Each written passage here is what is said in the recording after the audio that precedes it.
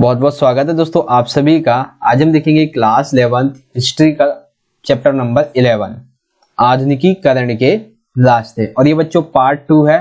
Part 2 में आज हम मेजी पुनर्स्थापना से संबंधित जितने भी आपके टॉपिक्स बुक में हैं उस सभी को आज हम क्लियर करने वाले हैं। तो वीडियो अराउंड आपकी आधे घंटे की बनेगी, तो जरूर ध्यान से देखिएगा। सबसे पहले हम बात करेंगे मेजी पुनर्स्थापना के अर्थ के बारे में। ठीक है, आखिर इसका अर्थ क्या है, इसका विकास जो है वो कैसे हुआ। तो मेजी पुनर्स्थापना, इससे पहले हम जापान की और चीन की भौगोलिक विशेषताएं पढ़ चुके हैं। जापान जो है वो किस तरह से एक मजबूत अर्थव्यवस्था बना है ये भी हम पढ़ चुके हैं। आज हम देखेंगे मेजी पुनर्स्थापना के बारे में। तो देखिए, सन 1867 से 1868 के दौरान मेजी वंश का उदय हुआ। कब? 67 से 68 के बीच में। ये देश में विद्यमान जो विभिन्न प्रकार के असंतोष, अर्थात जापान जो था इसमें विभिन्न प्रकार का जो असंतोष समाया हुआ था। ठीक है, अंतरराष्ट्रीय व्यापार व कूटनीतिक संबंधों की मांग की जा रही थी। तो देखिए, एक तरह तो असंतोष के द्वारा और ये जो कूटनीतिक संबंधों की मांग की जा रही थी अंतरराष्ट्रीय व्यापार के लिए, इन सभी कारणों की वजह से मेजियों की जो पुनर्स्थापना थी वो हुई थी। ठीक है, उसके बाद मेजियों ने क्या किया? मेजियों ने एदो को राजधानी बना दिया। आपको पता है जापान जो था उसका सबसे बड़ा शहर था एदो, तो इसी को ही राजधानी बना दिया मेजियों ने। इसका नया नामकरण हुआ जिसे कहते हैं तोक्यो। ठीक है, मेजियों ने एदो को राजधानी बनाया जिसका इन्होंने नया नामकरण रख दिया तोक्यो, जिसका मतलब था पूर्वी राजधानी, अर्थात जो जापान की पहले की राजधानी थी। ठीक है, सरकार के फुकोकू क्योहो यानी कि समृद्ध देश समृद्ध सेना, ये जो है वो उनका एक नारा है सरकार का, फुकोकू क्योहो अर्थात समृद्ध देश समृद्ध सेना। इस नारे के साथ नई नीति का ऐलान किया जिसके लिए उन्होंने जनता के बीच राष्ट्र की भावना का निर्माण करने और प्रजा को नागरिक की श्रेणी में बदलने की जरूरत उनको महसूस हुई। तो अर्थात उन्होंने समृद्ध देश समृद्ध सेना का जो सिद्धांत था, ठीक है, ये दिया किन्होंने? मेजियों के द्वारा ये दिया गया था। चलिए आगे देखते हैं इस चैप्टर में क्या पढ़ेंगे। अब जो है मेजियों के द्वारा जो बदलाव किए गए जापान में उनकी बात करेंगे। तो सबसे तो मेजियों के समय काल में जो एक सम्राट व्यवस्था आई थी उसकी बात करते हैं। मेजी सरकार के समय में जो सम्राट व्यवस्था थी इसका क्या था? तो नई सरकार जो आई थी मेजियों की सरकार, इन्होंने क्या किया? सम्राट व्यवस्था का पुनर्निर्माण शुरू कर दिया। अर्थात सम्राट व्यवस्था जो है ये एक ऐसी व्यवस्था थी जिसमें सम्राट जो था वो नौकरशाही और सेना इकट्ठे सत्ता चलाते थे। अर्थात सम्राट के अंतर्गत था जो था सम्राट, नौकरशाही और सेना, ये तीनों ही सत्ता के मुख्य भाग थे। और नौकरशाही व सेना ये सम्राट के प्रति उत्तरदायी थे। अर्थात नौकरशाही जो सेना है वो सम्राट के प्रति उत्तरदायी रहेंगे, कार्यों को बताएंगे क्या काम किया है क्या नहीं किया है।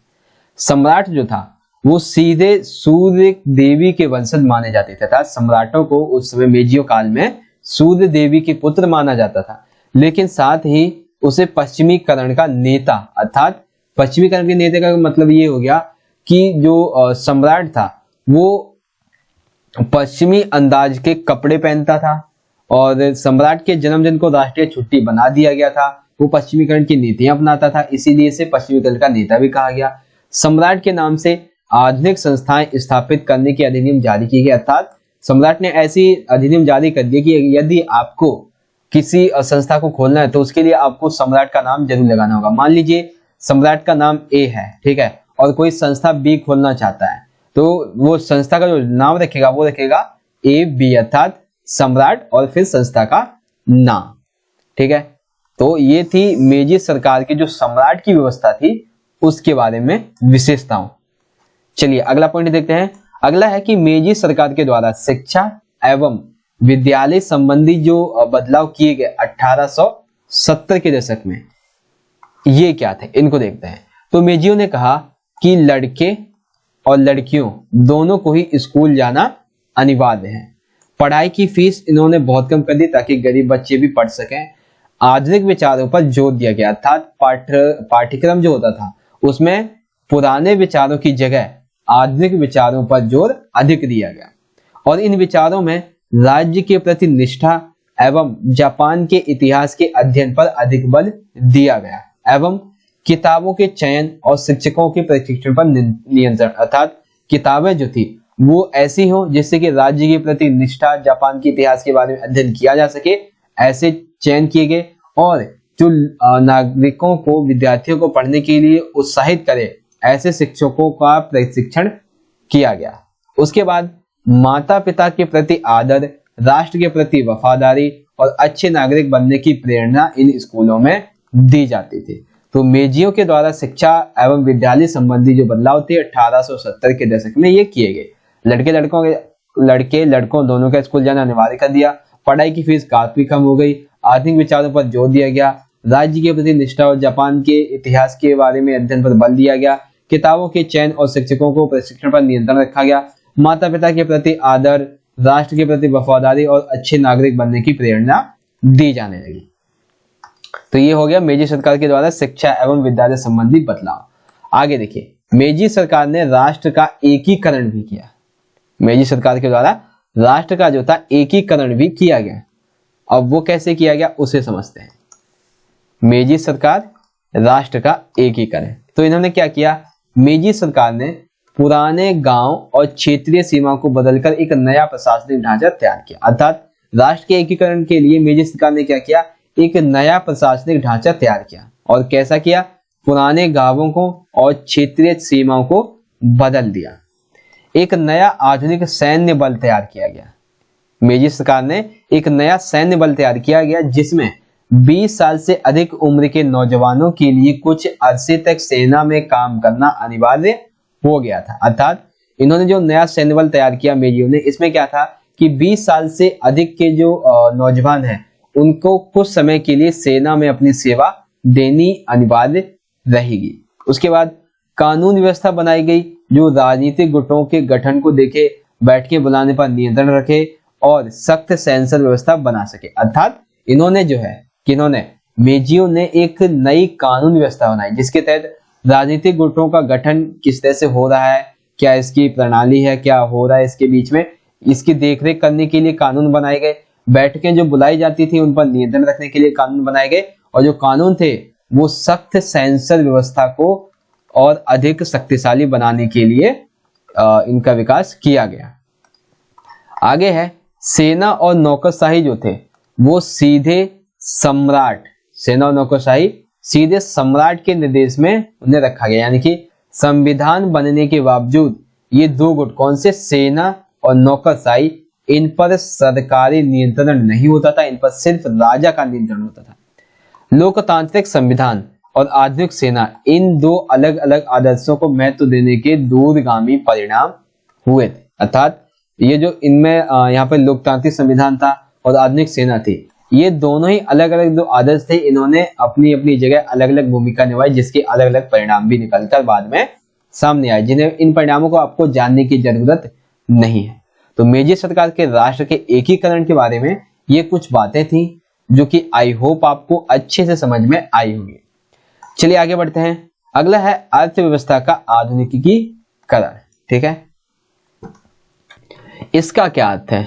इसका अर्थ ये है कि जापान में जो मेजी सरकार आई थी इसने अर्थव्यवस्था का आधुनिकीकरण करने में बहुत ज्यादा काम किया। जैसे सबसे पहले तो इन्होंने क्या किया कि कृषि पर कर लगा दिया और धन को अधिक इकट्ठा ये करने लगे।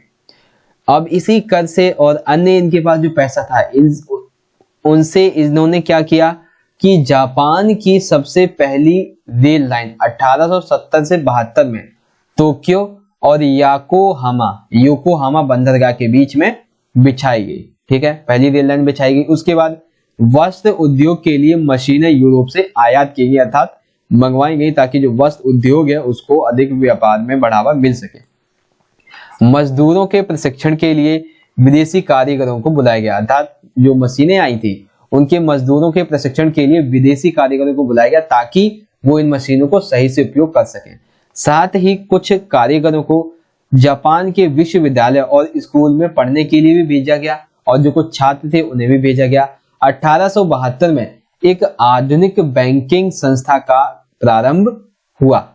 रोजगार में वृद्धि कई वजह से लोगों की मूलभूत आवश्यकताएं पूर्ण हो पाई। अर्थात जब देखिए मशीनें आएंगी तो सिंपल सी बात है औद्योगिक वृद्धि होगी औद्योगिक वृद्धि होगी तो मजदूर भी चाहिए, मजदूर आएंगे तो सिंपल सी बात है रोजगार में वृद्धि होगी। तो इसी वृद्धि की वजह से जो लोगों की मूलभूत आवश्यकताएं थी, रोटी कपड़ा और स्वास्थ्य, जीवन, अच्छा पानी, ये सभी क्या हो पाया, संभव हो पाया।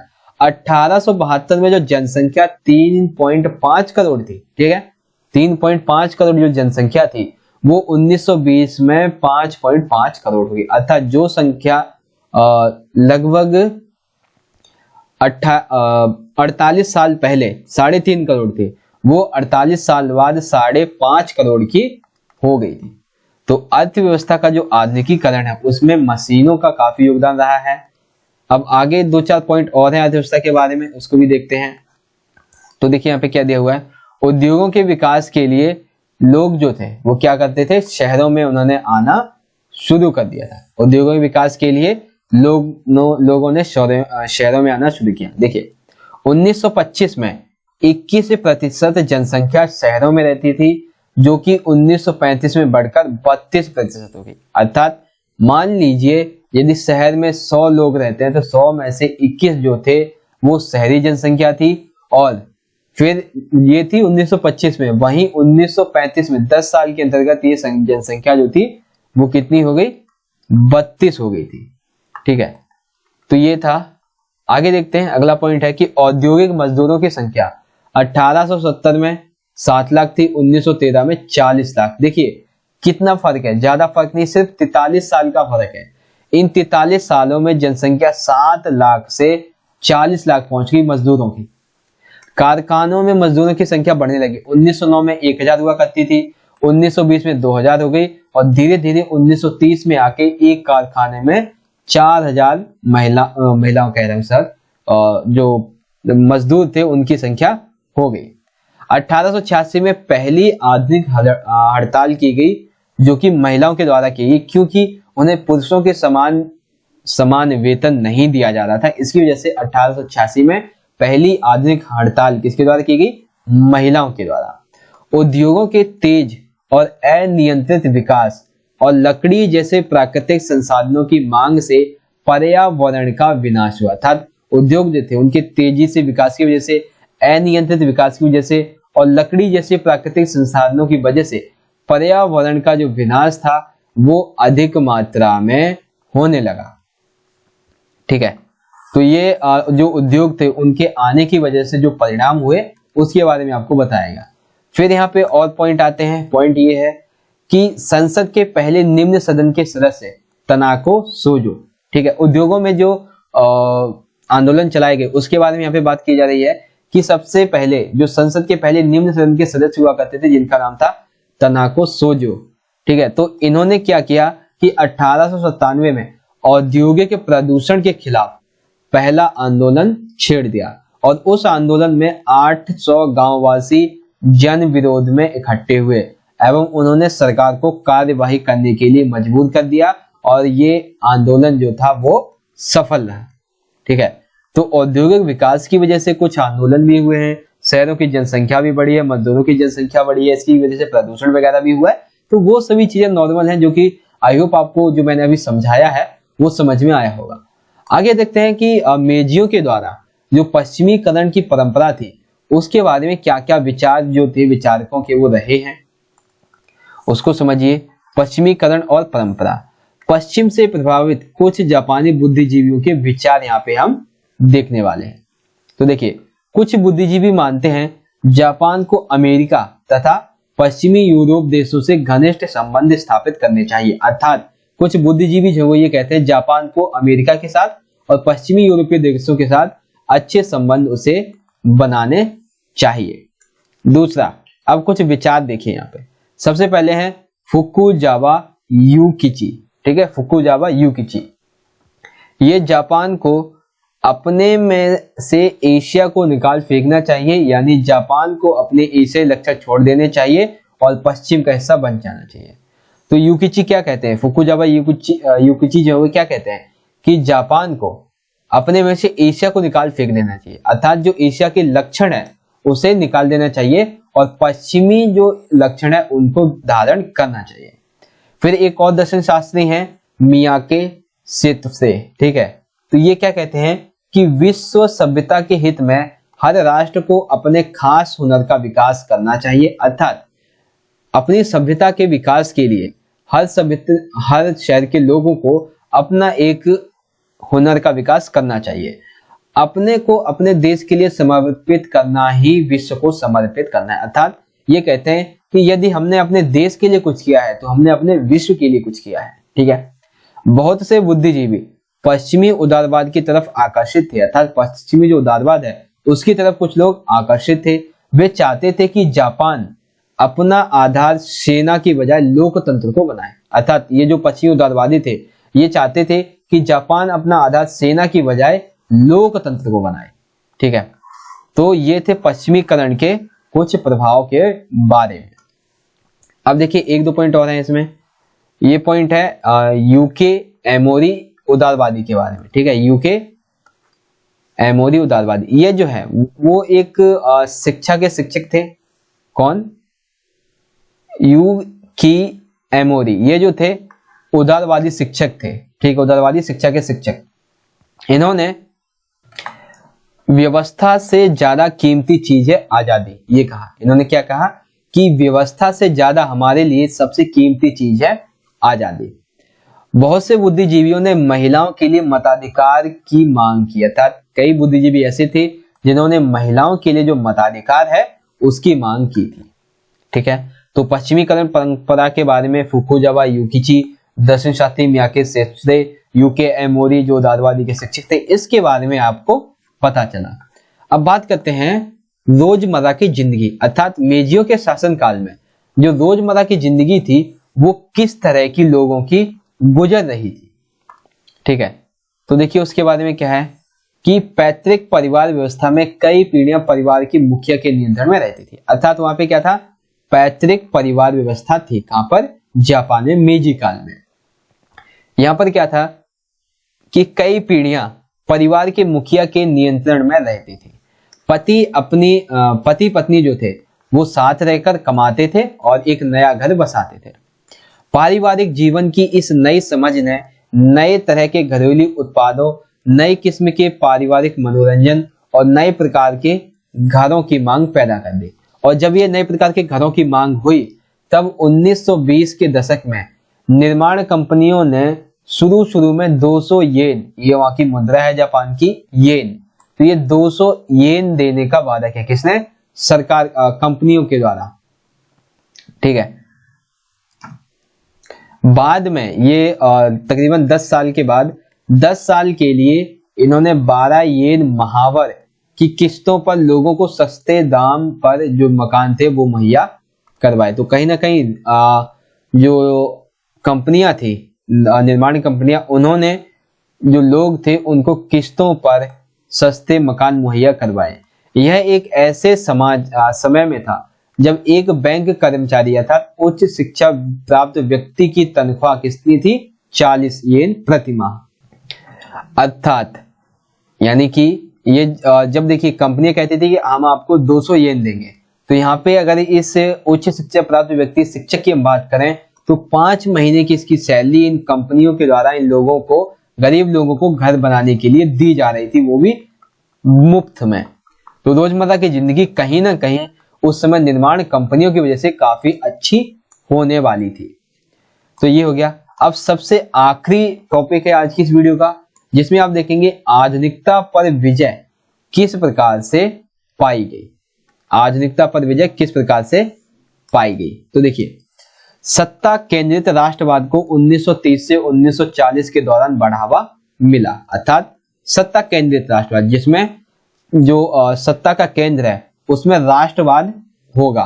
ठीक है। तो वो ये जो राष्ट्रवाद था वो 1930 से 1940 के दशक के दौरान इसको अधिक बढ़ावा मिला। इस दौर में, इन 10 सालों में सामाजिक नियंत्रण में भी वृद्धि हुई। इस दौर में जिन लोगों ने विरोध किया उन पर जुल्म ढाए गए एवं उन्हें जेल भेज दिया गया था। जो लोग क्रांतिकारी थे उन पर जुल्म ढाए गए और उन्हें जेल भेज दिया गया।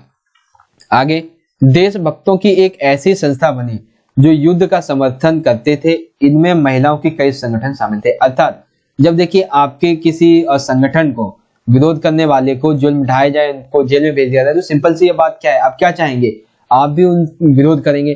तो ऐसे जो लोग थे वो देशभक्ति की एक ऐसी संस्था चाहते थे जो युद्ध का समर्थन करते थे, और इनमें अधिकतर जो संगठन थे वो किनके थे, महिलाओं के। अब देखिए इसमें कुछ कुछ लोगों की विचार जो हैं उसके बारे में हम देखेंगे। तो वो विचार कौन कौन से हैं उसको देखते हैं। सबसे पहले हैं संगीतकार मोरोई साबुरो, ठीक है। इन्होंने ये सवाल उठाया कि संगीत को ऐन्द्रिक उद्दीपन की कला से वापस लाकर आत्मा की कला के रूप में उसका पुनर्वास कैसे कराया जाए। दूसरे हैं 1943 में आधुनिकता पर विजय विषय पर एक संगोष्ठी हुई।